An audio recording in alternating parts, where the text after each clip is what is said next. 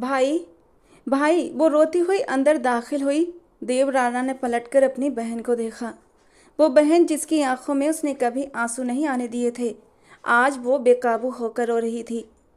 बहन की आंखों में आंसू देखकर देव राणा बेकरार हुआ था। सीधे आकर वो भाई के गले लग गई। क्या हुआ आस्था, रो क्यों रही हो बच्ची? वो उसके आंसू पोंछते हुए फिक्रमंदी से पूछने लगा। भाई, वो ऐसा कैसे कर सकते हैं? वो क्यों बेवफाई कर रहे हैं मेरे साथ? मैंने तो हमेशा उनसे वफा की, फिर वो बेवफाई क्यों कर रहे हैं? आस्था देव की तरफ आंसू भरी आंखों से देखती हुई बोली। नैतिक, क्या किया उसने? देव के माथे पर लाइनें उभर आईं। वो दूसरी शादी कर रहे हैं भाई, मुझे धोखा दे रहे हैं। आस्था फूट फूट कर रो पड़ी। देव पर तो जैसे हैरत के पहाड़ टूट पड़े। उसे यकीन नहीं आया, नैतिक राठौर जो आस्था से दिलो जान से मोहब्बत करता था, अचानक दूसरी शादी कैसे कर सकता है? उसे लगा जैसे उसके कानों ने कुछ गलत सुना है। आस्था, ये नामुमकिन है। वो तुमसे प्यार करता है तो फिर किसी और से शादी कैसे कर सकता है? जरूर तुम्हें गलत फहमी हुई है। मैं यकीन ही नहीं कर सकता। भाई, मुझे भी यकीन नहीं था। अंधा यकीन उनके ऊपर करती थी। इतने सबूत मिले लेकिन मेरा यकीन नहीं डगमगाया। पर अब नैतिक ने खुद कहा है कि वो दूसरी शादी करना चाहते हैं। वो उस लड़की को पसंद करते हैं। कौन है वो लड़की? देव की नसें तन गईं। उसके माथे की हरी रगें साफ दिखाई दे रही थीं। उसके गुस्से का अंदाजा हो रहा था। उसके पर्सनल सेक्रेटरी सुहाना मेहरा। आस्था के मुंह से सुहाना का नाम सुनते ही देव के दिल को जैसे किसी ने चीर दिया। क्या ये वही सुहाना है? दिल ने धीरे से इस नाम को पुकारा था और इस नाम के साथ देव राणा के दिल की एक धड़कन मिस हुई थी। इधर देखो मेरी तरफ, घर जाओ और रिलैक्स रहो, कुछ नहीं होगा। मेरे होते हुए नैतिक मेरी बहन पर कोई औरत नहीं ला सकता। वो उसे यकीन दिलाता बोला। भाई, वो किसी की नहीं सुनेंगे। उन्होंने कल ही कहा था कि शुक्रवार को वो उससे शादी करेंगे। भाई, मेरी बच्ची का क्या कसूर? वो तो अभी इतनी छोटी है, उसे तो बाप का लाड भी नहीं मिला और अब बाप भी छिन रहा है। आस्था की बातों ने देव के दिल को बुरी तरह जख्मी कर दिया। आस्था मेरी जान, मेरे बच्चे, भाई के रोते हुए क्यों फिक्र कर रही हो? मैं हूं ना, सब ठीक कर दूंगा। वो उसके आंसू पोंछते हुए उसे तसल्ली देता ड्राइवर के साथ घर भिजवा चुका था, जबकि अब खुद गहरी सोच में था। अपने मोबाइल पर अपने खास आदमी को कॉल लगाई। सुहाना मेहरा नाम की एक लड़की है, नैतिक राठौर की पर्सनल सेक्रेटरी। मुझे उसका पूरा बायोडेटा चाहिए, अगले 1 घंटे में। देव ने सख्त गुस्से और ठोस लहजे में कहा। आज रविवार था, ऑफिस में ज़्यादा काम नहीं था, इसलिए वो आज घर पर ही था और अपनी जान से प्यारी दादी के साथ वक्त गुजार रहा था। माँ बाप की मौत के बाद दादी ने ही दोनों बच्चों को पाला था। देव राणा के लिए उसकी बहन ही सब कुछ थी। आस्था राणा की शादी 2 साल पहले नैतिक राठौर से हुई थी। आस्था और नैतिक एक दूसरे से प्यार करते थे। आस्था देव से 4 साल छोटी थी, लेकिन उसकी शादी नैतिक से उसकी मर्जी से हुई थी। नैतिक और देव गहरे दोस्त थे और देव को नैतिक पर पूरा भरोसा था, इसीलिए अपनी नाजों पली बहन को उसके हवाले कर दिया। नैतिक ने भी आस्था को बहुत प्यार दिया, इतना कि आस्था खुद पर गर्व करने लगी। लेकिन क्या यह प्यार सिर्फ 2 साल का था? 2 साल बाद ही नैतिक के दिल से आस्था का प्यार खत्म हो गया। मर्द कब बदल जाए कुछ पता नहीं चलता। शायद मर्द की नेचर ही ऐसी होती है। घर की बिरयानी भी उसे दाल और बाहर की दाल भी उसे बिरयानी लगती है। देव राणा जितना सोचता जा रहा था उतना ही गुस्सा उसका बढ़ता जा रहा था। वो जल्द से जल्द उस लड़की का पता लगाना चाहता था जिससे उसकी बहन के घर पर डाका डालने की कोशिश की थी। मम्मी उठ जाओ, खाना खा लो, फिर दवाई भी लेनी है। सुहाना ने अपनी बूढ़ी बीमार माँ को सहारा देते हुए उठाया और जबरदस्ती उन्हें खाना खिलाकर दवाई दी। सुहाना, आज ऑफिस नहीं गई तुम? हाँफते हुए सांस के साथ माँ ने अपनी बेटी से पूछा। मम्मी, आज इतवार है, आज ऑफिस की छुट्टी है। सुहाना ने माँ का बिस्तर ठीक करते हुए धीरे से कहा। वैसे वो तेरा जो ऑफिस का बॉस है, जो घर भी आया था, भगवान जिंदगी दे, बहुत अच्छा है, वरना इस दौर में कौन किसी की इतनी परवाह करता है। अर्पिता जी ने कुछ सोचते हुए कहा और अर्पिता जी का बिस्तर साफ करते हुए सुहाना के हाथ एक पल के लिए रुक गए। वो कल से इसी उलझन का शिकार थी, माँ से इस बारे में कैसे बात करे, और आज जब उसकी माँ ने खुद ही नैतिक राठौर का जिक्र छेड़ा तो वो खुद को कहने से रोक न सकी। वो धीरे से उनके सामने आकर खड़ी हो गई और दिल की बात जबान पर ले आई। मम्मी, वो मुझसे शादी करना चाहते हैं। नजरें झुकाए, हाथों की उंगलियां मरोड़ते हुए वो अपनी माँ को अपने दिल की बात बता रही थी। जिस तरह वो अपने होठों को कुचल रही थी, उसकी बेचैनी का अंदाजा लगाया जा सकता था। ये क्या कह रही हो सुहाना? कहाँ वो अमीरजादे और कहाँ हम? अर्पिता जी ने उलझते हुए कहा। मम्मी, वो सब जानते हैं हमारे बारे में, हमारी गरीबी के बारे में। सब कुछ देखते भालते उन्होंने मुझे शादी के लिए कहा है, और अभी नहीं, बहुत पहले से कह रहे थे, लेकिन मैंने ही मना कर दिया था। पर कल ही मैंने उन्हें हाँ कर दी। मम्मी, मैंने कुछ गलत तो नहीं किया ना? वो वहीं माँ के पास बैठते हुए चिंता से पूछ रही थी। जो फैसला तो वो कर चुकी थी, लेकिन अब भी उसका दिल अपने इस फैसले पर बेचैन था। एक बेकरारी सी थी उसके दिल में, जो किसी भी पल दूर नहीं हो पा रही थी। बेटा, सोच समझकर फैसला लेना। अमीर जादों का क्या है, उनका तो बाल भी बांका नहीं होता। हम गरीबों के पास सिर्फ इज्जत ही होती है। अर्पिता जी ने उसे 2 शब्दों में सारी बात समझा दी। जी मम्मी, लेकिन वो बहुत नेक और शरीफ इंसान है। उनकी शराफत की वजह से ही मैं उन्हें हाँ कर रही हूँ। इस शुक्रवार को वो कह रहे थे शादी करेंगे, और आपको पता है मम्मी, उन्होंने कहा है वो आपका पूरा इलाज करवाएंगे। कहते कहते सुहाना की आंखों में थोड़ी सी चमक आई थी। शायद यही एक बहुत बड़ी मजबूरी थी जो वो शादी के लिए हाँ कर गई थी, वरना शादी को लेकर उसके दिल में कोई खुशी पैदा नहीं हो रही थी। सुहाना की इस बात पर अर्पिता जी एक पल को चुप हो गईं। शायद अब उन्हें बेटी की बेचैनी की वजह समझ आ गई थी। सुहाना, क्या तुम मेरी वजह से ये शादी करने को राजी हुई हो? तो बेटा ऐसा मत करो। जिंदगी और मौत तो भगवान के हाथ में है। जो नसीब में है वो होकर रहेगा। मुझे याद है तुमने बहुत पहले किसी लड़के का नाम लिया था जब तुम यूनिवर्सिटी में थी, और तब तुम्हारे पापा ने इनकार कर दिया था। तुम मुझसे प्यार करती थी ना? तो क्या? अर्पिता जी अनजाने में ही सुहाना के जख्मों को कुरेद गईं। न चाहते हुए भी एक खूबसूरत और दिल को मोह लेने वाला चेहरा उसकी आंखों के सामने लहरा गया। 2 चमकती आंखें जिसमें ढेर सारे शिकवे भरे हुए थे, वो अब भी सुहाना से शिकायतें कर रही थीं। उसकी आंखों से आंसू टूट कर हथेलियों पर गिरे, और फिर नामहसूस अंदाज में उसने अपने आंसू पोंछ डाले। मम्मी, वो तो बहुत पुरानी बात है, और वो तो कब की गुजर गई, और उस बात को तो अब 3 साल भी हो गए हैं। भूल जाइए उस बात को। वो कभी मेरा मुकद्दर बन ही नहीं सकता था, क्योंकि वो तो एक शहजादा था, राह भटक कर आ गया था, और फिर उसे अपना रास्ता मिल गया और वो चला गया। सुहाना के शब्दों में दर्द ही दर्द था। उसकी आवाज़ की लड़खड़ाहट उसके दिल की हालत बयान कर रही थी, और उसका दर्द अर्पिता जी अपने दिल में महसूस कर रही थी। मम्मी, आप आराम करें, मैं किचन देख लूँ। अभी वो ये कहकर उठने ही वाली थी कि दरवाजे पर जोर जोर से दस्तक होने लगी। ये इस वक्त कौन आ गया जो इतना जोर जोर से दरवाज़ा बजा रहा है? मैं देखती हूँ मम्मी, आप परेशान ना हो। सुहाना ने उठते हुए दरवाज़ा खोला तो एक पल के लिए उसकी सांसें जैसे थम सी गई थीं। सामने खड़े आदमी को देखकर उसे लगा जैसे वक्त वहीं रुक गया हो। काले चश्मे आंखों पर लगाए, दोनों हाथ अपनी पैंट की जेब में डाले, वो सूट बूट में खड़ा कोई और नहीं बल्कि देव राणा ही था। आप? सुहाना को कुछ समझ न आया कि वो क्या कहे। 3 साल पहले के देव और अब के देव में बहुत फर्क था। पहले हर वक्त शरारती और लापरवाह सा रहने वाला देव अब काफ़ी सीरियस और रौबदार पर्सनालिटी का मालिक बन चुका था। देव बिना उसकी बात का जवाब दिए दरवाजे को जोर से धक्का देता अंदर दाखिल हुआ। पूरे घर पर एक उड़ती हुई नज़र डाली। घर के एक एक कोने से गरीबी झलक रही थी। उसके पीछे पीछे उसके 2 बॉडीगार्ड्स भी बंदूक के साथ अंदर आए थे। सुहाना के माथे पर इस बार 2 सिलवटें उभर आईं। आप ऐसे कैसे अंदर आ सकते हैं? चलिए बाहर। सुहाना ने गुस्से से उन हथियारबंद लोगों की तरफ उंगली उठाकर बाहर निकलने को कहा। सॉरी, देर हो गई। अचानक देव का खास दोस्त आनंद आहूजा अंदर आया। तुम यहीं वेट करो, मैं आता हूँ, देव ने आनंद से कहा, और फिर सुहाना की ओर मुड़ा। अंदर चलो, बात करनी है तुमसे, देव ने सख्त लहजे में कहा, और खुद भी अंदर की तरफ बढ़ गया। सुहाना अपने दोनों होठ भींचे उसके पीछे ही अंदर आई। देव जाकर सीधे अर्पिता जी के पास बैठ गया।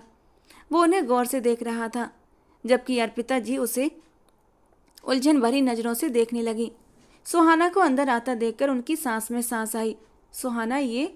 अर्पिता जी ने देव की ओर इशारा करते हुए पूछा। आंटी, मेरा नाम देव राणा है। देव ने चश्मा उतारते हुए अपना परिचय दिया, और आज मैं यहाँ आपकी बेटी से शादी करने आया हूँ। बस आपकी इजाज़त चाहता हूँ। वही सपाट अंदाज। सुहाना के तो पैरों तले से जमीन निकल गई। अर्पिता जी एक अजनबी के मुंह से इस तरह शादी की बात सुनकर हैरान हुई थी, लेकिन फिर उसके नाम पर सोच में पड़ गई। मैं आपसे शादी क्यों करूँगी, और आप मेरे साथ ज़बरदस्ती नहीं कर सकते, मिस्टर देव राणा। सुहाना के माथे पर बल पड़े। देव अपनी जगह से उठकर पैंट की जेब में हाथ डाले धीरे धीरे कदम उठाता हुआ उसके पास आया। उसकी आंखों की लाल नसों को देखते ही वो सहम गई और 2 कदम पीछे हटी। यही एक चीज थी जो 3 सालों में बिल्कुल नहीं बदली थी, उसके देखने का अंदाज। जब भी वो गुस्से में होता उसकी आंखें ऐसे ही लाल नशीली हो जाया करती थी। क्योंकि मैं कह रहा हूँ, बहुत प्यार से, बहुत आराम से, वरना मुझे और भी बहुत से तरीके आते हैं, पर उन्हें मैं अपनाना नहीं चाहता। अगर इज्जत से बात बन जाए तो ज़्यादा अच्छा रहेगा, तुम्हारे लिए भी और मेरे लिए भी। देव ने बिना किसी भाव के सुहाना की आंखों में देखते हुए कहा, आप पागल हो गए हैं? मैं ऐसे कैसे आपसे शादी कर सकती हूँ? सुहाना ने धीरे से बड़बड़ाया। ठीक वैसे ही जैसे तुम इस शुक्रवार को शादी के लिए राजी हुई थी। वो उसके करीब आता हुआ ठंडी निगाहों से उसकी रूह तक को कपा देने को तैयार था और सुहाना का गला सूख गया। आपको कैसे पता चला?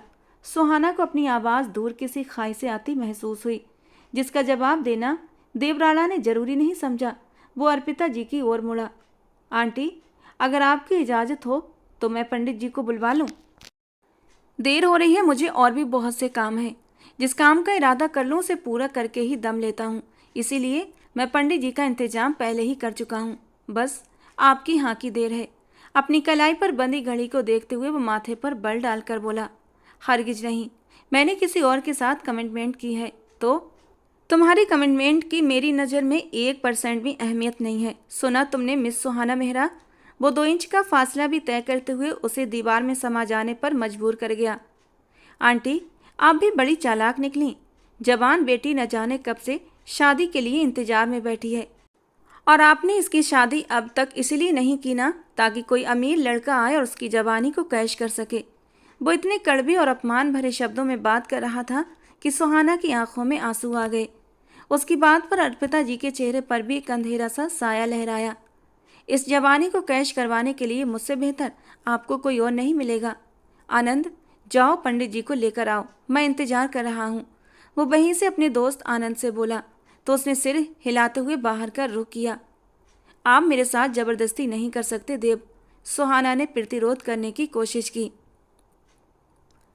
अभी नहीं की, और उम्मीद करता हूँ कि तुम मुझे जबरदस्ती करने पर मजबूर भी नहीं करोगी, क्योंकि देव राणा के पास ऑप्शन बहुत हैं, और बात अगर पहले ऑप्शन पर ही निपट जाए तो मुझे और किसी की जरूरत नहीं पड़ती। देव ने अपनी जैकेट के अंदर से उसे गन दिखा दी तो वो दांत भींच कर रह गई। देव की बातों से उसका मन किया कि या तो देव को कहीं गायब कर दे या फिर खुद को, लेकिन वो जानती थी कि देव कितना जिद्दी है। सुहाना चलते हुए अपनी माँ के पास आई। मम्मी, उसकी आंखों में आंसू थे। ये वही है ना जिससे 3 साल पहले तुम? वो धीमे से पूछ रही थी। सुहाना ने आंसू रोकते हुए सिर झुका लिया। अर्पिता जी ने सामने खड़े देव राणा को देखा। वो एक खूबसूरत और अमीर मर्द था, जिसकी सुनहरी आंखों में उन्होंने अपनी बेटी के लिए एक चीज़ बहुत गहराई से देखी थी, और वो थी इज्जत और जुनून। थोड़ी देर बाद ही पंडित जी घर के अंदर दाखिल हो चुके थे। उसके गार्ड और उसके दोस्त आनंद ने शादी का इंतजाम घर के आंगन में ही कर दिया। सुहाना इस शादी के लिए रजामंद नहीं थी। उसे बार बार नैतिक राठौर से की गई कमिटमेंट याद आ रही थी। न जाने जब उसे पता चलेगा कि मेरी शादी हो गई है तो उसका क्या रिएक्शन होगा। सोचते हुए सुहाना ने गहरी सांस ली, लेकिन देव की तरफ देखने की हिम्मत नहीं जुटा पाई। वो था ही ऐसा, अपने सामने खड़े इंसान को 2 मिनट में जमीन पर लाने का हुनर जानता था। 3 साल तक, पूरे 3 साल तक वो उससे दूर रहा। जिस दिन सुहाना ने उसके प्रपोजल को ठुकराया तब वो सिर्फ 18 साल की थी, और उसने एफएससी करके यूनिवर्सिटी में एडमिशन लिया ही था। उस समय देव का लास्ट ईयर था। उसे सुहाना पहली नज़र में ही पसंद आ गई थी, और सिर्फ 6 महीने के अंदर ही उसने सुहाना को शादी के लिए प्रपोज कर दिया। लेकिन सुहाना ने उसे मना कर दिया। देव एक ऐसा इंसान था जिसे अपनी अहमियत बहुत प्यारी थी। उसने ये तक नहीं पूछा कि इनकार की वजह क्या है। सुहाना का इनकार सीधे उसके दिल पर जाकर लगा था, और उसके इनकार के बाद वो ऐसे दूर हुआ जैसे कभी मिला ही ना था। देव को इनकार करके सुहाना भी खुश ना रह सकी। उसका दिल भी जाने अनजाने देव का इंतजार करने लगा था, लेकिन वो लौट कर ना आया। कितने लम्हे आए जब सुहाना को देव की ज़रूरत महसूस हुई, लेकिन देव कहीं नहीं था। देव के जाने के बाद सुहाना की ज़िंदगी में एक दिन भी ऐसा ना गुजरा जब उसने देव को याद न किया हो। लेकिन इन 3 सालों में देव ने एक ही शहर में रहते हुए भी एक दिन भी उससे मिलने की कोशिश नहीं की थी। और इस बात को सोचते हुए सुहाना ने अपनी आंखें बंद कर लीं। हर दुख, हर गम अकेले सहा। और आज जब नई जिंदगी शुरू करने का वक्त आया तो कैसे पहुंच गया। सुहाना ने गुस्से से दांत पीसते हुए इस बार उसे देखा, जो लगातार उसके चेहरे के बदलते भावों को देखे जा रहा था। सुहाना ने उसकी सुनहरी आंखों में एक ठंडक सी लहर महसूस की थी, तो फौरन नजरें झुका लीं। और फिर सुहाना ने शादी के लिए कोई ना नुक्कड़ नहीं की थी, चुपचाप शादी की रस्में पूरी करती जा रही थी। विवाह संपन्न हुआ। पंडित जी के कहते ही देव राणा ने अपने दोस्त आनंद से कहा, आनंद, उन्हें हॉस्पिटल लेकर जाना और आगे का प्रोसीजर भी तुम जानते हो ना। किसी भी प्रकार की शिकायत नहीं मिलनी चाहिए मुझे। वो संजीदगी से आनंद से कहता सुहाना की ओर मुड़ा। और तुम मेरे साथ चल रही हो अभी इसी वक्त। देव की बात पर सुहाना ने अपनी माँ की ओर देखा तो उन्होंने आंखों के इशारे से उसे तसल्ली दी। देव बाहर निकला तो सुहाना उसके पीछे लपकी। मैं आपके साथ कहीं नहीं जाऊंगी देव, आपने शादी कर ली ना, अब मुझे मजबूर मत करें किसी भी बात के लिए, वो गुस्से से बोली। तो देव वहीं कदमों में पलट गया। ये सब तुम उस वक्त भी नहीं कह सकी जब तुमसे मेरा कोई रिश्ता नहीं था, और अब तो तुम मेरी पत्नी हो। तो तुम्हें क्या लगता है कि मैं तुम्हें तुम्हारी मर्जी करने दूंगा। देव की बात पर वो तिलमिला गई। जाओ अपनी माँ से जाकर मिल लो, उसके बाद निकलना भी है यहाँ से, देव ने ठंडेपन से कहा। घमंड और अकड़ तो शुरू से ही उसमें कूट कूट कर भरा था, और अब इन 3 सालों में और भी बढ़ गया था। सुहाना अपनी माँ की तरफ वापस कमरे में भागी, जहाँ आनंद उन्हें सहारा देते हुए उठा रहा था। आप कहाँ ले जा रहे हैं मेरी मम्मी को। वो एकदम से घबरा गई। डोंट वरी भाभी, इन्हें अस्पताल अच्छे इलाज के लिए लेकर जा रहे हैं, आप एकदम निश्चिंत होकर जाएं। ये कैंसर पेशेंट हैं और इनका इलाज जल्द से जल्द होना बहुत ज़रूरी है। सुहाना की आंखों से आंसू बह निकले। सुहाना की आंखों में आंसू देखकर आनंद एक पल के लिए चुप सा हो गया। एक नज़र उस बूढ़ी औरत पर डाली, जो इतनी बूढ़ी तो नहीं थी, लेकिन बीमारी ने उन्हें वक्त से पहले बूढ़ा कर दिया था। इनकी मेडिकल फाइल दे दीजिए, आनंद ने अब की बार नरम लहजे में कहा। सुहाना ने सब कुछ लाकर आनंद को दे दिया। प्लीज़ इनका ख्याल रखिएगा, मैं भी साथ। सुहाना के अंदाज में बेचैनी थी। नहीं भाभी, आप साथ नहीं जा सकती। प्लीज़ आप वैसा ही करें जैसा देव कह रहा है, बाकी आप इनकी फिक्र मत करें, सब कुछ ठीक हो जाएगा। आनंद की बात पर सुहाना ने आंसू पोंछते हुए माँ को गले से लगाया। अपना ख्याल रखना सुहाना। पता नहीं क्यों दिल ये कह रहा है कि वो बुरा इंसान नहीं है। अर्पिता जी की बात पर सुहाना ने होंठ भींचे। वो उन्हें कैसे बताती कि बंदूक की नोक पर उस बेरहम इंसान ने उसे शादी के लिए रजामंद किया है। आनंद उसकी माँ को लेकर जा चुका था। वो वहीं बैठी आंसू बहाती रह गई। देव राणा एक तूफान था, जो तूफान की तरह जिंदगियों में दाखिल होता था और सब कुछ आंधी की तरह बहा कर ले जाता। सुहाना बाहर आओ। देव की आवाज़ पर अपनी सोचों में गुम सुहाना हड़बड़ाकर उठी, लेकिन बाहर फिर भी न निकली। मजबूरन देव को अंदर आना पड़ा। तुम्हें आवाज़ दी है, सुनाई नहीं दी। मुझे नहीं जाना आपके साथ कहीं भी, सुहाना ने मजबूत लहजे में कहा, जबकि आवाज़ की लड़खड़ाहट पर काबू न पा सकी। तुम्हारी इतनी हिम्मत नहीं कि तुम मुझे इनकार कर सको, देव राणा ने दांत पीसते हुए उसके करीब आते हुए कहा। हाँ, कर सकती हूँ। आप मम्मी के सामने बहुत शरीफ बन रहे थे ना, लेकिन आपके शब्दों ने आपकी शराफत का पर्दाफाश कर दिया था देव। आपको शर्म आनी चाहिए कि एक माँ से इस कदर सख्त अंदाज में। ओहो, मेरे शब्दों ने तुम्हें तकलीफ पहुँचाई, और जो तुम करने जा रही थी वो किस खाते में आता है, देव ने गुस्सा दबाते हुए कहा। मैं कुछ भी करूं, आप कौन होते हैं मुझसे सवाल जवाब करने वाले। मेरी ज़िंदगी है और मैं अपनी ज़िंदगी के फैसले लेने के हक रखती हूँ। सुहाना की बात पर वो अपनी मुट्ठियाँ सख्ती से भींच गया। मेरे पास फ़िलहाल इतना वक्त नहीं कि तुमसे बहस करूँ, चलो मेरे साथ। वो उसकी कलाई को सख्ती से थामे कमरे की दहलीज से बाहर निकलने लगा। सुहाना उसकी सख्त गिरफ्त पर सिसक कर रह गई।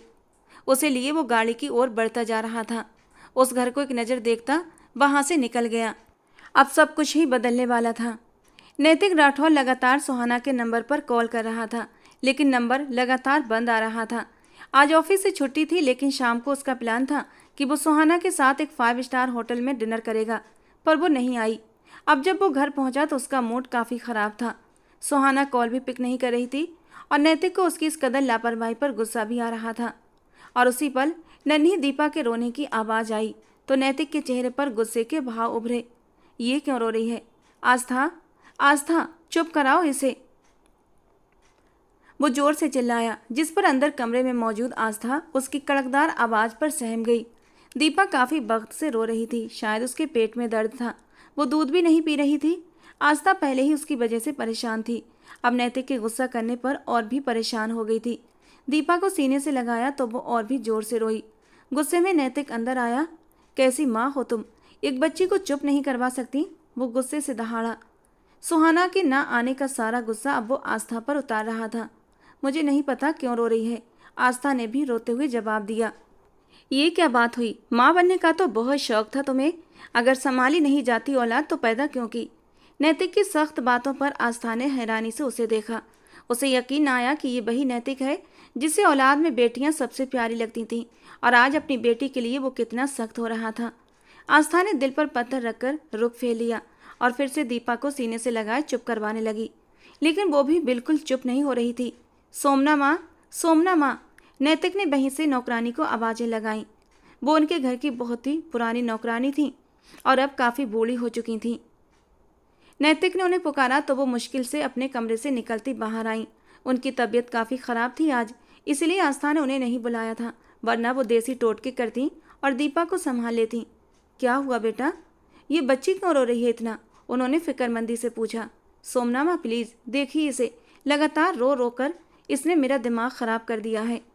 थोड़ी देर को घर आता हूँ वो भी सुकून नहीं, नैतिक ने गुस्सा बर्दाश्त करते हुए कहा, जबकि सोमना माँ अब दीपा को अपनी गोद में लिए उसके पेट पर अलग अलग जगह पर हाथ रखकर उसे चेक कर रही थी कि उसे कहाँ कहाँ दर्द हो रहा है। आस्था वहीं पास खड़ी अपने आंसू पोंछती बेटी की ओर देख रही थी। दीपा 1 साल की होने वाली थी, शायद दूध हजम नहीं हुआ। बेटा, उसकी दूध हजम करने वाली ड्रॉप्स दिए थे ना डॉक्टर ने, अब वो आस्था से पूछ रही थी।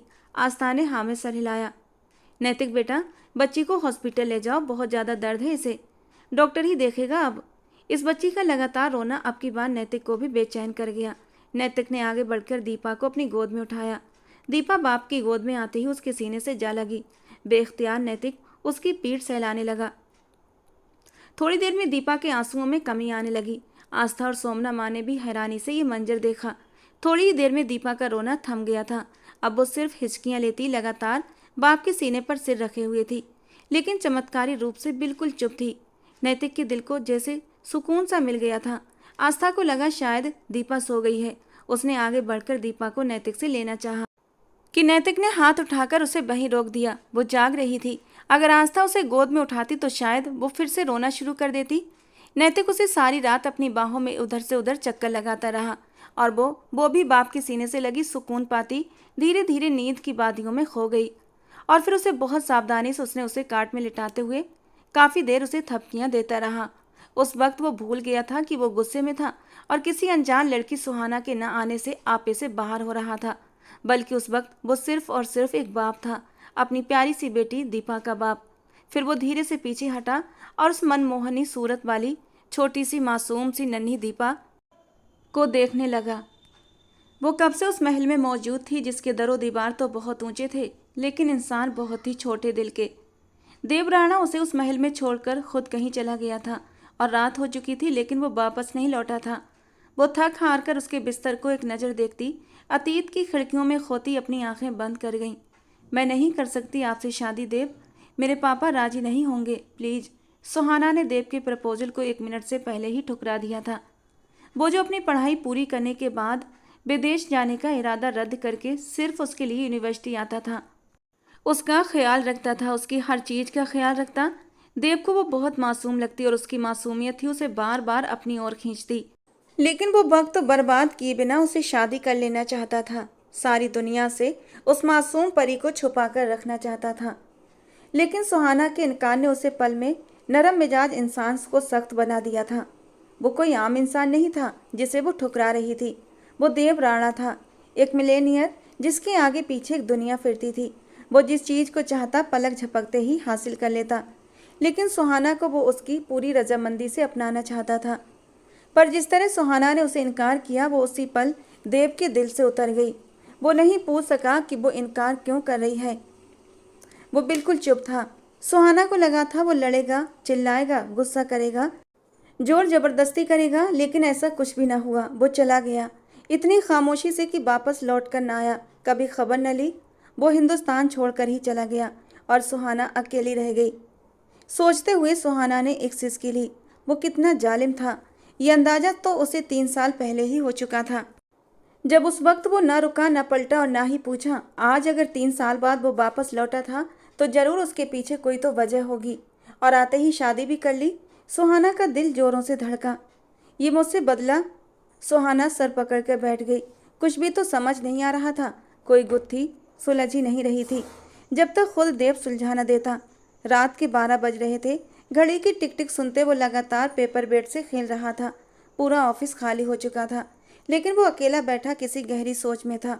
सुहाना मेहरा, उसकी जिंदगी में आने वाली पहली लड़की जिसे उसने दिल से पसंद किया था, और वो लड़की उसकी मोहब्बत को ठुकरा गई थी। और आज 3 साल बाद एक ऐसे आदमी से शादी करने जा रही थी जो न सिर्फ शादीशुदा था बल्कि उसकी बहन का पति था।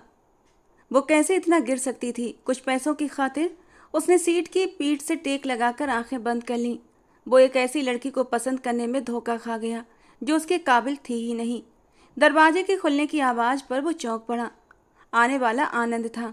तुम्हें घर जाना चाहिए। आनंद की बात पर उसने आंखें खोली। एडमिट हो गई? कोई प्रॉब्लम तो नहीं हुई? उसकी बात काटते हुए बोला। नहीं, एडमिट हो गई और कोई प्रॉब्लम नहीं हुई, बस उनकी बीमारी बढ़ती जा रही है। डॉक्टर कुछ टेस्ट करेंगे, उसके बाद ही वो किसी नतीजे पर पहुंचेंगे। भगवान किसी दुश्मन को भी ये कैंसर की बीमारी न दे। तब तक नहीं जाती जब तक इंसान ख़त्म नहीं हो जाता, आनंद ने उदासी से कहा। कुछ भी हो आनंद, कितना भी पैसा क्यों न लगे, इलाज में कोई कमी नहीं आनी चाहिए, देव ने तेज लहजे में कहा। डोंट वरी, मैं सब अपनी निगरानी में करवा रहा हूँ। तुम्हें भी रेस्ट लेना चाहिए। आनंद ने फिर वही शब्द कहे। जा रहा हूँ। वो अपनी जगह से उठते हुए चेयर से अपना कोट उठाता मोबाइल उठाने लगा। गाड़ी की चाबियाँ उठाते हुए वो आनंद की ओर मुड़ा। चलो, तुम भी साथ चलो। हाँ बस, मैं भी निकल रहा हूँ, सिर्फ तुम्हारे लिए ही आया था, वरना मीरा के इतने कॉल्स आ चुके हैं। मीरा का नाम लेते हुए आनंद के लहजे में मोहब्बत ही मोहब्बत थी। देव बस मुस्कुरा सका। मीरा से आनंद की शादी 4 महीने पहले हुई थी। अरेंज मैरिज थी, लेकिन इन 4 महीनों में दोनों में इतनी गहरी मोहब्बत पैदा हो गई थी कि दोनों एक दूसरे के बिना रह ही नहीं सकते थे। देव ने जैसे ही घर में कदम रखा, सन्नाटे ने उसका स्वागत किया। वो ऑफिस में बैठा काफ़ी देर आस्था की कॉल का इंतजार करता रहा था, लेकिन उसने कोई संपर्क नहीं किया। बिल्कुल चुप थी वो, और देव को खुद उसे डिस्टर्ब करना अच्छा नहीं लगा। अभी भी वो अपने रूम में आया कि सुहाना सोफे पर घुटनों में सिर दिए सो रही थी। उसकी नज़र बिस्तर पर गई जहाँ एक भी सिलवट नहीं थी, मतलब वो बिस्तर पर गई ही नहीं। देव ने होंठ भींचे और अपना कोट एक तरफ सोफे पर फेंका, लेकिन वो मज़े से ठंड में सुकड़ी सिमटी सोई थी। देव उसे ऐसे सोते देख थोड़ा हैरान हुआ, लेकिन अगले पल उसने उसे उठाया और अपने सामने खड़ा कर दिया। वो गहरी नींद में थी। उसके उठने पर लड़खड़ाती नींद में झूलती जमीन पर गिरने लगी कि देव ने उसकी कलाई को मजबूती से पकड़ लिया और वापस सीधा करके खड़ा किया, तो उसकी आंखें धीरे से खुलीं। अपने सामने देव को देख एक पल के लिए वो बिल्कुल गुमसुम हो गई, लेकिन अगले पल उसका दिमाग जाग गया। वो अपने सामने उस गुस्सैल इंसान को देखती बुरी तरह घबराई। अपनी कलाई छुड़ाने की पूरी कोशिश की, लेकिन देव की पकड़ और भी सख्त होती चली गई। क्यों क्यों किया तुमने ऐसा? क्यों कि मेरे साथ बेवफाई? वो उससे सवाल कर रहा था, जिसका जवाब सुहाना के पास नहीं था। मेरी कलाई छोड़िए देव, मुझे दर्द हो रहा है, वो दर्द से बिलबिलाती बोली। मुझे भी दर्द हुआ था जब तुमने 3 साल पहले मुझे ठुकरा दिया था। एक झटके से उसकी कलाई छोड़ता वो उसे सोफे पर धक्का दे गया। आप खुद छोड़कर गए थे देव, वो धीमे से बोलते हुए अपनी सफाई दे रही थी।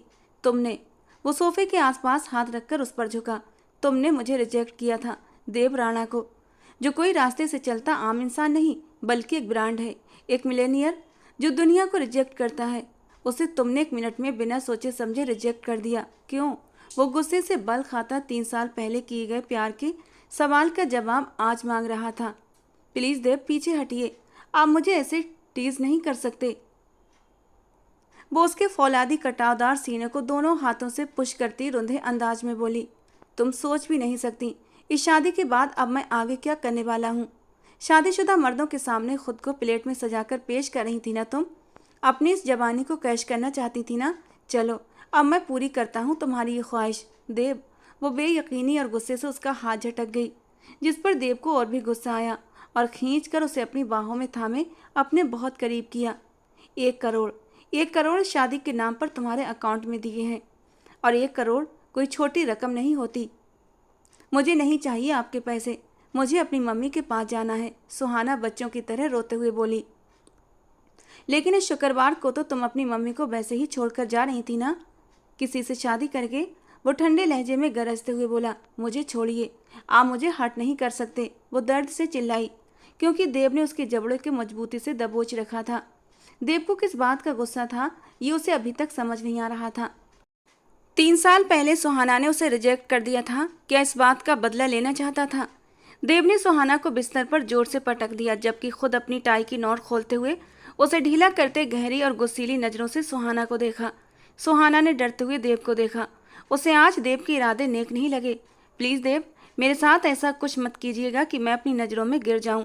अच्छा, तो तुम्हारा ईमान अभी तक जिंदा है? देव की बात पर वो पीछे की ओर सरकती हुई, आप क्यों मुझसे गुस्सा है देव? मैंने क्या किया है? 3 साल पहले जो तुम्हें रिजेक्ट किया, क्या उसका बदला लेने के लिए आपने मुझसे शादी की? सुहाना ने रोते हुए पूछा। Shut up, just shut up, Dev ने गुस्से में आकर कहा। अगर मुझे बदला लेना होता इस बात का तो 3 साल तक इंतजार न करता। देव राणा को कौन रोक सकता था? कोई नहीं। लेकिन मैं लौट गया, हट गया पीछे, कि महबूब का सम्मान पहला तरीका है मोहब्बत के तरीकों में। वो इतनी गहरी बात कर गया कि सुहाना उसे देखती रही। फिर आपने ये शादी जबरदस्ती क्यों की? उसे अभी तक इस शादी की वजह यही समझ आ रही थी जो उसने बोली, लेकिन देव की बात पर वो उलझन में पड़ गई। तुमसे शादी इसलिए कि ताकि मेरी बहन का घर खराब ना हो, वो दुख और दर्द से बोला। बहन का घर? सुहाना अभी भी उलझन में थी। तुम्हें शर्म नहीं आई एक शादीशुदा इंसान से शादी करने का सोचते हुए? ये भी नहीं सोचा ये घर बर्बाद होगा तुम्हारी वजह से? देव गुस्से से दहाड़ा। सुहाना ने कानों पर हाथ रख लिए। नैतिक राठौर से क्या संबंध है तुम्हारा? अब वो सीधा उससे सवाल जवाब कर रहा था। नैतिक राठौर? धीरे से इस नाम को दोहराते हुए वो उलझन का शिकार थी। ज्यादा नाटक करने की जरूरत नहीं। तुम नैतिक राठौर से इसी शुक्रवार को शादी करने वाली थीं, ये जानते हुए भी कि वो शादीशुदा है, एक बच्ची का बाप है। फिर कैसे मान गई तुम? इस हद तक कैसे गिर सकती हो तुम? देव की बात पूरी होते ही सुहाना ने हैरानी से उसे देखा। सर, नैतिक शादीशुदा है? उसे यकीन न आया। एक बेटी का बाप भी है। वो देव की बात पर गहरी सोच में डूब गई। ऐसा नामुमकिन है, इतना बड़ा धोखा। देव, मेरा यकीन करो, मुझे वो ये सब सहन नहीं कर पा रही थी। धोखेबाज को धोखा ही मिलता है सुहाना मेहरा। देव प्लीज मेरी बात सुनो, ये सब अनजाने में हुआ, मुझे नहीं पता था। आप मुझसे जो चाहे कसम ले ले, मैं उसकी बात अभी अधूरी थी। देव ने उसे बिस्तर पर वापस धकेल दिया और उसके चारों ओर हाथ रखकर उसे घेर लिया। वो झट से उठने वाली थी कि देव उसके ऊपर झुक गया और उसके भागने के सारे रास्ते बंद कर दिए। प्लीज देव, मेरा यकीन। वो अपना सिर तकियों पर फेंकते हुए देव से रहम की भीख मांग रही थी। उसकी आंखों से टूटकर गिरते आंसू देव को तड़पा गए। वो बेइच्छा अपनी उंगली से उसके गीले गाल को छू गया। मेरे अलावा किसी को कैसे सोच लिया तुमने? एक बार भी मेरी याद ना आई? वो किसी ट्रांस की हालत में पूछ रहा था। आप छोड़ गए थे मुझे, वो आंसू रोकते हुए धीरे से बोली। छोड़ के भी तुम्हारी वजह से गया था। तुमने इनकार किया। जब मुझे इनकार कर दिया तो उस नैतिक को क्यों इनकार न किया? एक बार फिर वो गुस्से में आ गया। सुहाना उसे फिर से गुस्से में देखकर रोने लगी। सुहाना, ये आंसू बहाना बंद करो, वरना सच में आंसू बहाने की वजह दे दूंगा। उसके आंसुओं से तंग आते हुए माथे पर बल डालते हुए बोला। आप मुझे डरा रहे हैं देव, प्लीज ऐसा कुछ मत करें। वो गहरी सांसें भरते हुए बोली। उसे ध्यान से देखते हुए देव जबड़े भींचकर पीछे बिस्तर पर गिर गया। अपना सिर तकिए पर रखे वो अपनी आंखें बंद कर गया। कितनी ही देर तक वो ऐसे ही बैठी रही और उसे देखती रही। खूंखार जख्मी शेर सो रहा था या सोने की एक्टिंग कर रहा था, सुहाना समझ न पाई। 1 मिनट से पहले तुम्हारी आंखें बंद हो और तुम सोती नजर आओ, वरना मुझसे बुरा कोई ना होगा। देव ने बिना आंखें खोले उसे सख्त चेतावनी देते हुए कहा, तो वो झट से अपनी आंखें बंद कर गई। देव उठकर बाथरूम की ओर बढ़ गया, जबकि उसके दिमाग में नैतिक की बातें गूंज रही थीं। शादी करोगी मुझसे? तुम्हारी सादगी ने अट्रैक्ट किया है मुझे खुशी है कि तुम्हारी जिंदगी में आने वाला पहला आदमी मैं हूँ। अब से तुम्हारी हर परेशानी मेरी है। तुम बस खुद को मेरे लिए तैयार करो और सारी फिक्रों से आज़ाद हो जाओ। सुहाना की आंखों से आंसू बह निकले। वो कैसे उसकी बातों में आ गई। वो एक शादीशुदा आदमी था और सुहाना को अफसोस हो रहा था कि वो उस इंसान को पहचान क्यों ना पाई। जिंदगी के सफ़र में इस जालिम आदमी के समाज में बिना किसी जायज रिश्ते के वो अब और नहीं जी पा रही थी। उसके पड़ोस में एक घर था। वो एक गुंडा था और इन दिनों हाथ धोकर सुहाना के पीछे पड़ा था, जिसका उसने अब तक किसी से जिक्र नहीं किया था। पर नैतिक राठौर से शादी की वजह यही भी थी, और दूसरी वजह उसकी माँ का इलाज था, जिसे वो बहुत अच्छे से करवाने का वादा कर चुका था।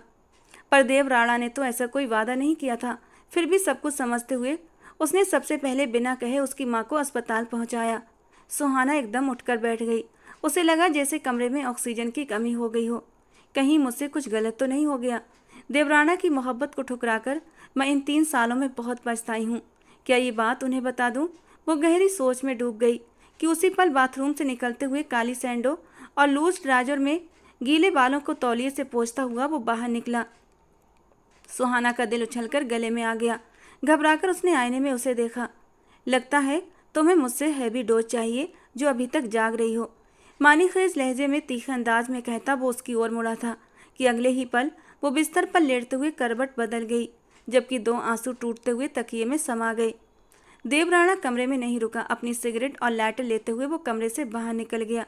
सुहाना ने सख्ती से आंखें मीचते हुए खुद को हिम्मत दी। सुबह का सूरज राठौर हाउस में खुशियां लाया था। अब ये दुख दे या फिर सुख, ये तो वक्त ने तय करना था। आस्था की आंखें दीपा के रोने से खुली। इससे पहले आस्था उसे उठाती, नैतिक राठौर ने उसे उठाकर अपने सीने से लगा लिया, लेकिन उसे भूख लग रही थी। वो मुंह बिसूरते हुए रो रही थी। नैतिक राठौर ने उसे धीरे से आस्था को थमाया। आस्था की गोदी में आते ही वो शांति से मुंह में उंगली डालते हुए उसे चूसने लगी। नैतिक राठौर बाथरूम की ओर बढ़ गया, जबकि आस्था उसे फीड करवाने लगी। एक शांति की लहर उसके पूरे शरीर में दौड़ गई और दिल ही दिल में उसने अपने भगवान का धन्यवाद किया। नैतिक अब सुधरने लगा था।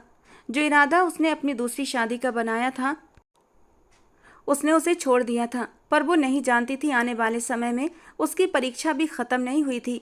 दीपा फीड करते हुए सो गई थी और आस्था भी बैठे बैठे उसे फीड करवाते हुए आंख लगा गई थी। और आंख तब खुली जब नैतिक राठौर दीपा को उसकी गोदी से उठाकर बहुत सावधानी से वापस गार्ड में लिटा रहा था। वो हड़बड़ाकर सीधी हो गई। उसे नींद का अच्छा खासा गलबा था। ठीक होकर लेटो, नैतिक राठौर ने धीरे से कहते हुए उसका सिर तकिए पर रखा और उस पर कंबल उड़ा दिया। आस्था उसकी इतनी देखभाल पर दिलो जान से खुश हो गई थी। यही देखभाल तो कहीं खो गई थी उसकी, जो आस्था के जीने की वजह थी।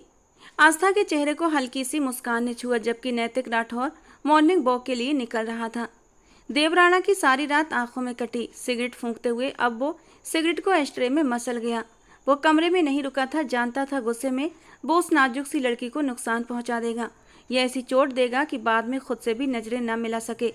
भले वो उस पर गुस्सा था, तीव्र गुस्से में, लेकिन थी तो वो उसकी मोहब्बत।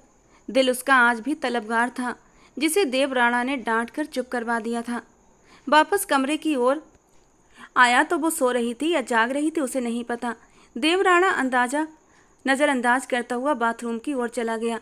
सीने में जलती आग को शावर के नीचे ठंडे पानी के नीचे खड़े होकर बुझा सकता था, जो रात से ही बढ़ती जा रही थी। नैतिक राठौर इस वक्त ऑफिस में मौजूद था। सुहाना अचानक से गायब हो गई थी, लेकिन वो कहाँ जा सकती थी उसे नहीं पता था। उसके घर अपना आदमी भेजकर पता करवाया, लेकिन वहाँ भी ताला था। उसे इस समय सुहाना की चिंता हो रही थी।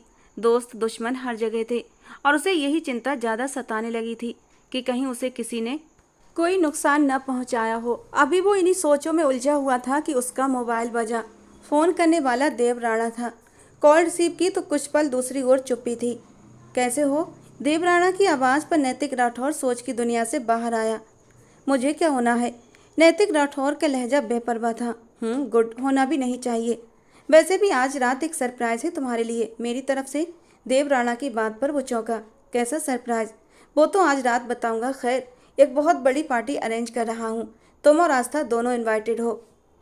देवराणा उसे इनवाइट करता हुआ उसकी कोई भी बात सुने बिना कॉल काट गया। बहन को फ़ोन करके अब उसे अपने रिसेप्शन की सूचना दी थी। भाई, अचानक कैसे रिसेप्शन? मतलब आपने शादी कब की? वो सख्त हैरान हुई। कल ही, और आज रात रिसेप्शन, देवराणा ने उसे बताया। लेकिन भाई, कौन है वो लड़की? आपने कुछ भी नहीं बताया। आ जाओगी तो खुद मिल लेना। नैतिक राठौर को सिर्फ पार्टी का बताया है, रिसेप्शन का नहीं। वो उसे और भी समझाता हुआ कॉल काट गया। आज की रात नैतिक राठौर तुम्हारे लिए एक बहुत बड़ा शौक होगा, और जिस तरह तुमने मेरी बहन को तड़पाया है, जिस तरह वो रोई है, अब तुम्हारी तड़प का मजा मैं लूँगा। वो उठता हुआ खिड़की के पास आया और दिल ही दिल में नैतिक राठौर से बोला। रिसेप्शन की सभी तैयारियां पूरी हो चुकी थीं। सब कुछ आनंद ने खुद किया था और अपनी पत्नी मीरा को लेकर वो शहर के सबसे बड़े बैंक्वेट हॉल में पहुंच चुका था, जहां इस समय पार्टी की रौनकें शुरू होने वाली थीं। मुझे दुल्हन के पास ले चलें, मीरा ने आनंद से कहा तो उसने उसे ब्राइडल रूम की ओर इशारा करते हुए कहा, मैं जेंट्स की तरफ जा रहा हूँ और तुम अपना ध्यान रखना, ज़्यादा चलना फिरना मत। वो उसे ऊंची हिल्स में देखते हुए घूर कर बोला। वो 2 महीने की प्रेग्नेंट थी और आनंद उसका ऐसे ख्याल रखता जैसे लास्ट मंथ चल रहा हो। मीरा तुरंत ब्राइडल रूम की ओर बढ़ी, जबकि आनंद जेंट्स वाली साइड पर। सब कुछ बहुत अच्छे से अरेंज किया गया था। नैतिक राठौर और आस्था भी आ चुके थे, लेकिन देव राणा से अब तक दोनों की मुलाकात नहीं हुई थी। नैतिक राठौर आस्था के पास खड़ा दीपा को उसकी गोदी से ले रहा था, जो बार बार उसके पास आने को मचल रही थी। तभी लाइट्स ऑन हो गई और एक स्पॉट लाइट्स देव राणा और उसके साथ खड़ी लड़की पर जा ठहरी। नैतिक राठौर की नज़र उठी तो पलटने का भी न सोच पाया। वो कोई और नहीं, सुहाना थी।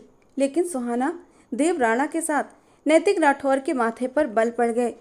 मिले हो तुम हमको बड़े नसीबों से, चुराया है मैंने तुमको किस्मत की लकीरों से। म्यूजिक की आवाज़ सुनते ही नैतिक राठौर होश में आया। ये कैसे हो सकता है? सुहाना देव राणा से? वो ऊंची आवाज में बड़बड़ाया। पास खड़ी आस्था ने उसकी बात सुनते हुए फिर से गौर से भाई के साथ खड़ी उस लड़की को देखा। नैतिक के हाव भाव से आस्था को समझते देर न लगी। वो सारा खेल समझ गई थी। वो बहुत खूबसूरत थी। वो उस लड़की के साथ अपना मुकाबला करने लगी। खूबसूरत तो आस्था भी कम नहीं थी। ऐसा क्या था उस लड़की में जो नैतिक राठौर उसका दीवाना हो रहा था? नैतिक तेजी से स्टेज की ओर बढ़ा, जहां देव राणा और सुहाना एक साथ खड़े थे। चेहरे चमक रहे थे। सभी उनकी जोड़ी की तारीफ कर रहे थे। कॉन्ग्रेचुलेशंस भाई, आपने तो अचानक से सरप्राइज ही कर दिया। इससे पहले नैतिक कुछ कहता, आस्था ने आगे बढ़कर देव राणा को बधाई दी। नैतिक के कदम थम गए। अपने सामने नैतिक राठौर को देखते हुए एक पल को सुहाना के चेहरे का रंग फीका हुआ। चेहरे पर जो झूठी मुस्कान थी पल भर में गायब हो गई। नैतिक राठौर ने गहरी नजरों से उसे घूरते हुए देखा। क्या बात है नैतिक राठौर, तुम बधाई नहीं दोगे? देव राणा ने उसकी नज़रों का फोकस सुहाना की ओर देखते हुए सख्त लहजे में पूछा। नैतिक ने होंठ भींचे और राणा की ओर देखा और बिना कुछ कहे वापस नीचे उतर गया। लंबे लंबे डग भरता हुआ वहां से चला गया। आस्था की आंखें आंसुओं से तर हो गईं। देव राणा ने उसे अपने सीने से लगाकर हौसला दिया। दीपा को उसकी गोद से लेते हुए अब वो प्यार से उसके चेहरे को चूम रहा था और वो मामा की गोदी में आते ही खिलखिला दी थी। आस्था सुहाना के पास जाते हुए उसका हाथ थाम गई। उसका हाथ बर्फ की तरह ठंडा था। आप ठीक हैं? आस्था की मुस्कान बड़ी प्यारी थी। एक पल को सुहाना उसकी मुस्कान देखकर खोसी गई। शायद ये लड़की भी नहीं जानती होगी कि उसका पति मुझसे, वरना वो इतने प्यार से कभी मुझसे बात न करती। सुहाना दिल ही दिल में सोच रही थी, आप बहुत खूबसूरत हैं। मेरे भाई दिल के बहुत अच्छे हैं। अगर उन्होंने आपको अपनाया है तो ये रिश्ता अपनी आखिरी सांस तक निभाएंगे। आस्था उसके ओंठों पर मुस्कान देते हुए चेहरे को देखकर नरम लहजे में बोली। सुहाना ने गहरी सांस भरते हुए नजरें झुका लीं। वो दिल ही दिल में इस अच्छी लड़की से शर्मिंदा होने लगी, जिसको वो अनजाने में घर बर्बाद करने जा रही थी। वो तो इस लड़की से माफ़ी भी नहीं मांग पा रही थी। इस कार्यक्रम में नैतिक राठौर वापस नहीं आया। कार्यक्रम के अंत में देव राणा खुद अपनी बहन को छोड़ने आया था। कार से उतरते हुए उसने एक अलविदाई नज़र सुहाना पर डाली, जो एक बहुत बड़ी शॉल में लिपटी फ्रंट सीट पर बैठी थी। देव ने आस्था की गोदी से सोई दीपा को उठाया और उसे लेकर राठौर हाउस में एंटर हुआ। बाय भाभी, अपना ख्याल रखना, फिर मुलाकात होगी, आस्था ने प्यार से उसकी ओर देखते हुए कहा। सुहाना ने भी प्यारी सी मुस्कान से उसकी ओर देखा और वो नीचे उतर गई। दोनों ने ही चुप रहकर एक दूसरे का भ्रम बनाए रखा था। कुछ ही देर बाद देव राणा वापस आया और गाड़ी में बैठते हुए गाड़ी को रोड पर डाल दिया। दोनों के बीच चुप्पी थी। सुहाना ने डरते हुए देव राणा को देखा, जो एक हाथ से ड्राइव कर रहा था और दूसरे हाथ से किसी का नंबर डायल कर रहा था। उसके माथे पर इस समय चिंता की लकीरें थीं। सुहाना ने अपनी नजरें झुका लीं। हेलो आनंद, कहाँ हो तुम? देव की आवाज़ सुहाना के कानों से टकराई। मैं घर ही जा रहा हूँ, रास्ते में हूँ। आनंद भी गाड़ी चला रहा था, जबकि साथ वाली सीट पर बैठी मीरा नींद से ऊँग रही थी। इन दिनों से नींद भी बहुत आने लगी थी। ठीक है, बाद में बात होती है। देव समझ गया था वो अपनी पत्नी के साथ है, इसलिए और बात नहीं की और कॉल काट दी। अब वो किसी और का नंबर डायल करने लगा कि अचानक उसके हाथ से स्टीयरिंग छूट गया और गाड़ी असंतुलित हो गई। देव, सुहाना ने चिल्लाते हुए देव की बाह पकड़ ली। देव ने मोबाइल छोड़ा, स्टीयरिंग को मजबूती से पकड़ा और गाड़ी को जोर से ब्रेक लगा दी। गाड़ी एक झटके से रुक गई। देव की बाह पकड़े होने के बावजूद उसका सिर डैशबोर्ड से जा टकराया। एक पल के लिए सुहाना को लगा पूरी दुनिया घूम गई। उसने अपना माथा पकड़ लिया और अपनी आंखें कसकर बंद कर ली। देव ने बिना उसकी ओर देखे गाड़ी को रिवर्स किया था। सामने एक गहरी खाई थी। अगर थोड़ी सी भी देर हो जाती ब्रेक लगाने में तो वो दोनों गाड़ी समेत खाई में गिर जाते। उसने बहुत आराम से गाड़ी को रिवर्स करते हुए रोड पर डाला। उस समय उसका दिमाग बुरी तरह भ्रमित था, क्योंकि नैतिक राठौर घर नहीं पहुंचा था और वो उसका पता लगाने की कोशिश में पागल हो रहा था। आस्था की आंखों के आंसू उसे बेचैन कर रहे थे। वो नैतिक राठौर को कहाँ ढूंढे। वो मोबाइल वापस नीचे से उठाकर अपने खास आदमी को कॉल करने लगा, जिसने जल्दी ही नैतिक का पता निकाल लेना था। लेकिन उससे पहले ही आस्था का मैसेज आ गया कि नैतिक घर आ गया है। देव राणा ने राहत की गहरी सांस ली। जो भी था वो उसका दोस्त था, जिगरी दोस्त, उसकी बहन का पति और एक बेटी का पिता भी था। उसकी चिंता होना एक स्वाभाविक बात थी। अब वो शांति से गाड़ी को घर की ओर मोड़ गया। सुहाना की आंखों में आंसू चमक रहे थे, लेकिन वो बिल्कुल चुप रही। देव राणा ने गाड़ी गेट से अंदर कार पोर्च में रोकी तो खुद गाड़ी से उतरते हुए दूसरी ओर से उसके उतरने का इंतजार करने लगा। लेकिन जब दरवाज़ा नहीं खुला तो खुद दूसरी ओर जाकर गुस्से से दरवाज़ा खोला और झटके से सुहाना को नीचे उतार दिया। वो लहराकर उसके कंधे से जा लगी। इतनी वीआईपी नहीं हो तुम कि देव राणा तुम्हारे लिए दरवाज़ा खोलकर तुम्हें बाहर निकालता अपनी पलकों पर बिठाए। वो उसे घूंघट किए देखता गुस्से से दबा दबा चिल्लाया। उसकी कलाई को दबोचे वो अंदर दाखिल हुआ। नैतिक राठौर का कनखियों से उसे देखना, ये बात देव राणा के तन बदन में आग लगाने को काफ़ी थी। कमरे में ले जाते हुए उसे सोफे पर पटका। वो मुंह के बल सोफे पर जा गिरी। सुहाना, देव राणा, भूलना मत अब तुम मेरी पत्नी हो, और कोई भी ऐसी हरकत की जिससे मेरी इज्जत पर सवाल आए तो एक सेकंड नहीं लगाऊंगा तुम्हारी सांसें खींचने में। बिना उसे संभलने का मौका दिया वो उसे घुड़कता लंबे लंबे डग भरता ड्रेसिंग रूम में बंद हो गया। सुहाना ने अपनी शॉल उतारते हुए एक तरफ रखी। उसके माथे पर एक लाल निशान था जिस पर उसे अब भी दर्द हो रहा था। वो आंखों में आंसू लिए आईने के सामने खड़ी थी। माथे की एक तरफ सूजन और लाल निशान देखती वो उसे दबाने लगी, लेकिन सिसकी तेज हो गई। उसे अब तेज दर्द हो रहा था, पर कुछ भी गर्म चीज नहीं थी कि वो उस पर रखे। तेज ठंड की वजह से उसके दर्द में और भी तेजी हो रही थी। वो वापस पलटते हुए वही शॉल उठाती, उसका एक हिस्सा अपने माथे पर रखकर दबाने लगी। कुछ ही देर में इजी नाइट सूट में वापस आता उसे यूं ही सोफे पर बैठा देख एकदम गुस्से में आया। अपने सजे समरे रूप से वो उसे घायल करना चाहती थी। इस बात ने देव राणा को और भी गुस्सा दिलाया। चेंज क्यों नहीं किया? वो उसे कलाई से पकड़े अपनी तरफ खींचते हुए बोला कि उसी पल देव की नज़र उसके माथे पर जा ठहरी, जो बेहद लाल हो रहा था। ये चोट कैसे आई? आप अपनी चोटें देने से रुकें तो मेरी चोट भी देखें। वो भी अपना गुस्सा रोकते हुए रुंधे लहजे में बोली, सुहाना इधर देखो मेरी तरफ। वो उसके माथे को देखते हुए परेशान होकर उसका मुंह अपनी ओर कर गया। उसके माथे को छुआ तो उसकी सिसकी निकली। वो फर्स्ट एड बॉक्स से एंटीसेप्टिक और पेन किलर निकाल लाया और उसके माथे पर लगाने लगा। न चाहते हुए भी सुहाना की आंखों से आंसू बह निकले। मुझे पहले बता देती चोट का, देव राणा ने धीमे लहजे में कहा। मुझे अब तकलीफ़ों की आदत डाल देनी चाहिए ना देव राणा, क्योंकि आप मुझे लाए ही इसलिए हैं, सुहाना ने हिचकी लेते हुए कहा। सुहाना, ऐसी बात होती तो रात को ही तुम पर जुल्म और सितम के पहाड़ तोड़ देता, बल्कि तुमसे शादी ही न करता। उसकी बात पे सुहाना ने उसे दुखी निगाह से देखा। जब मेरी बहन ने मुझे बताया कि उसका पति किसी की जुल्फों का दीवाना हो गया है तो जी चाहा उस लड़की की जान ले लूं, लेकिन फिर सोचा उसे कैद खाने में डाल दूं ताकि नैतिक को वो मिल ही न सके। लेकिन जब ये पता चला वो लड़की सुहाना है तो दिल ने दुआ की थी कि वो सुहाना तुम ना हो, पर कुछ दुआएं कबूल नहीं होती। वो तुम ही थी, पर नहीं कर सका कुछ भी बुरा तुम्हारे साथ। गुस्सा था मुझे, बहुत ज़्यादा गुस्सा, लेकिन उस मोहब्बत का क्या करता जो 3 साल से मेरे दिल में बस चुकी थी। न जाने क्यों दिल को यकीन था कि तुमने आज भी खुद को मेरे लिए संभाल कर रखा होगा, और तुम मिली भी तो किस रूप में। और फिर तुम चाहती हो कि मैं गुस्सा भी ना करूं, तुम्हें कुछ कहूं भी ना। वो उसके पास आया, माथे पर बल डालते हुए बोला, आप मुझसे आज भी मोहब्बत? वो हैरानी से पूछ रही थी। ये मेरी बदकिस्मती है कि ये दिल मेरी नहीं सुनता, तुम्हारी ही चाहत करता है। तुम्हें अपना बनाने के बाद भी तुम्हारे ऊपर किसी तरह का, काश तुम समझ पाती। देव राणा ने गहरी सांस लेते हुए मुंह फेर लिया। सुहाना ने अपने आंसू पोंछे। देव, क्या आप सब कुछ भूल कर मुझे माफ़ नहीं कर सकते? हम अपनी ज़िंदगी एक नए सिरे से, ये कैसे भूल जाऊं कि तुम नैतिक राठौर से शादी कर रही थी।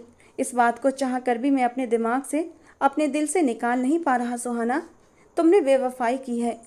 मैं बेवफा नहीं देव, मैं बेवफा नहीं, न कल थी न आज हूँ। इस दिल में कल भी आप थे, आज भी आप हैं। वो उसके पास जाकर उसके दोनों हाथ थामते हुए बोली, मैंने आपके अलावा किसी को नहीं चाहा, और आप ही तो चले गए थे मुझे छोड़कर। तो और क्या करता, तुमने ही कहा था जाने को। देव ने होंठ मींचते हुए कहा। आप इंतजार में थे कि मैं इनकार कर दूं, और फिर पलटकर खबर भी न ली कि मैं किस हाल में हूँ। एक अहम ही तो था मेरे पास, मैं कैसे पूछता। देव ने उसके आंसू पोंछते हुए धीमे लहजे में कहा। अहम क्या मोहब्बत से ज़्यादा प्यारा था? वो भी उसके थोड़ा सा पास आते हुए बोली। तो देव राणा को वो बेहद प्यारी लगी। तुम बहुत ज़्यादा प्यारी हो, वो उसके गालों पर अपना अंगूठा फेरते हुए बोला। तो सुहाना की पलकें झुक गईं। वो दीपा को फीट कराती बिस्तर पर आई थी कि नैतिक राठौर की गाड़ी का हॉर्न सुनाई दिया, और आस्था ने भगवान का धन्यवाद करते हुए देव राणा को मैसेज कर दिया था। नैतिक अंदर आया तो वो काफ़ी थका हारा सा लग रहा था। आपकी तबीयत ठीक है ना? आस्था ने उसका हाथ थामकर पूछा, तो वो दुखी निगाहों से देखता हुआ अपना हाथ पीछे हटा गया। तुम्हारे भाई ने अच्छा नहीं किया, मैं उसे छोड़ूंगा नहीं, वो गुस्से से बोला। तो आस्था अपनी जगह से उठकर खड़ी हुई। मतलब अब वो लड़की उसके भाई की पत्नी थी और नैतिक अभी भी बाज नहीं आ रहे थे। ठीक है, आपको जो करना है आप कर लें, लेकिन आपको मुझे तलाक देनी होगी। आस्था ने अपने आंसू अंदर ही अंदर पीते हुए बिना डरे उससे कहा। तो अगले ही पल नैतिक राठौर ने गुस्से से उसके गले पर हाथ रखा, लेकिन जरा भी पकड़ कड़ी न की। आस्था का दिल उछलकर गले में आ गया। खबरदार, जो अपने लबों से दोबारा ये लफ्ज़ निकाला तो जान ले लूँगा तुम्हारी। मेरे नाम के साथ तुम्हारा नाम हमेशा जुड़ा रहेगा, मरते दम तक, समझी तुम? वो उसे दीवार से लगाते हुए धीमे लहजे में गुर्राया। क्यों? आपका एक औरत से दिल भर गया तो आप दूसरी शादी कर रहे हैं। मैं क्या शोपीस हूँ जिसे ज़बरदस्ती अपने नाम के साथ जोड़कर रखना चाहते हैं? मैं भी एक इंसान हूँ, जीती जागती आपकी बच्ची की माँ हूँ। लेकिन आपका दिल तो बाहर की औरतों के लिए मचल रहा है ना? मुझ में तो अब कुछ बचा ही नहीं जो आप मेरे पास। आस्था, अपनी जबान को लगाम दो, उतना ही खोलो जितना बाद में सह सको। वो से गुर्राते हुए बोला। छोड़िए मुझे और जाइए जिसके पास जाना है। बस समझ लीजिए आस्था मर गई। वो रोते हुए उसे पीछे धकेलती उसके सीने पर दोनों हाथ मारती अपना चेहरा छुपाए बुरी तरह रो पड़ी। और आस्था की बात पर नैतिक के दिल पर एक घूंसा सा पड़ा था। आस्था जो उसकी जिंदगी थी, उसके मरने की बात सुनते ही उसका दिल तड़प उठा। उसे नहीं पता वो कैसे राह से भटक गया था, कैसे सुहाना की मासूमियत पर मर मिटा था। लेकिन आज आस्था को रोते देखकर उसकी आंखों के पड़े हर पर्दे हट चुके थे। नैतिक ने उसे अपनी बाहों में भरते हुए उसकी कमर को सहलाया। आज आस्था ने अपने होने का एहसास दिलाया तो वो दिल ही दिल में खुद से शर्मिंदा हुआ। कैसा इंसान था जो अपनी स्वर्ग जैसी दुनिया को छोड़कर अपने लिए नर्क बना रहा था। उसके माथे पर प्यार देते हुए उसने अपने सीने से लगा लिया। एक नज़र सोई हुई दीपा को देखा तो भगवान का धन्यवाद किया कि वो भटकने से बच गया। खबरदार, जो आज के बाद मरने की बात की, खुद अपने हाथों से तुम्हारी और अपनी जान एक कर दूंगा, समझी तुम? कहते कहते वो आस्था को अपने सीने में भींच गया था। एक ऐसा सुकून मिला था उसे जो उसके अंदर तक उतर गया था। नादान था वो जो इस सुकून से भाग रहा था, और आस्था की आंखों से खुशी के आंसू निकल पड़े। भगवान ने उसका घर टूटने से बचा लिया था। क्या हुआ, तुम सोई नहीं अभी तक? सुहाना को करवट बदलकर अपनी ओर देखते हुए वो धीरे से पूछने लगा। आप बहुत अच्छे हैं देवराणा, आपकी जगह कोई और होता तो शायद। मेरी जगह कोई और कैसे हो सकता था सुहाना? वो उसके करीब आता, उसके दोनों ओर हाथ रखता, उसके चेहरे पर अपनी गर्म सांसें छोड़ता। उसका दिल जोर से धड़का गया। देव।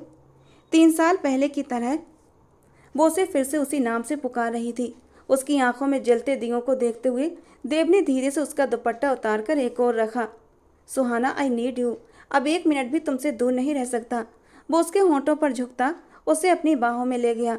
सुहाना उसकी शर्ट को मुट्ठी में भींचे उसकी शिद्दत भरे स्पर्श को अपने अंदर तक महसूस कर रही थी, और सुहाना के नरम वजूद को महसूस करते ही देव बुरी तरह बेकाबू हुआ था।